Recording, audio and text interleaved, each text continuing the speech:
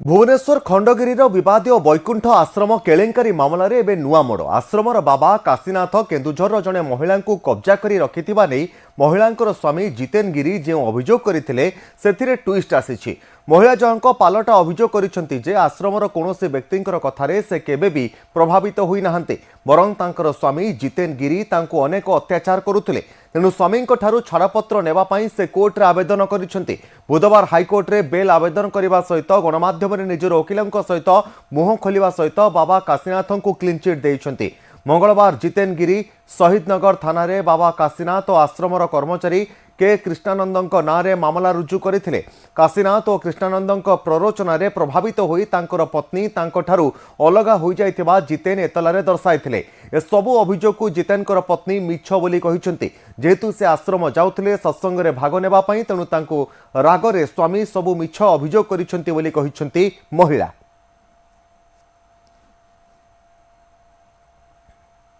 मु एमफिल पढ़ी मते किए चाप दे पारिबनी, मोर नॉलेज अच्छी, मते कहीं भी किसी आश्रम को जीवाई न जीवाई कहीं कन्विन्स करना कि सेमती किसी मते आश्रमर कौन दबाव नहीं लीगाली मैरिज करी बट सी स्वामीर जो अधिकार से सब किसी देना जिते मुझे दूरे की अलग कुआडे बाहापी चेष्टा करी सर्टिफिकेट बाहर से सब कोर्ट मैरेज बाहर सब बाहर हठात कर से स्वामी बनी जाऊँच मत बहुत टर्चर करते मारपिट करते मत डरईकी धमकई रखुले। हाँ मुझे बहुत पूर्व आश्रम जाऊँगी से भागवत चर्चा होता एटा हूँ गोटे डाहा मिछ कथा जदि आप कहे कहीं ना सीए तांकर स्त्री एडमिटेड फैक्ट 2014 मसीह से माने केउंझर सब रजिस्टर रे मैरिज करछन्ती जार नंबर होची 52 ऑफ 2014 से बाहा होती पर मुहूर्त से गोटे दिन मध्य स्वामी स्त्री भाव रही ना भितर कौन प्रकार संपर्क ना मनमालिन होती संपर्क किसी बोले किसी ना पर मुहूर्त से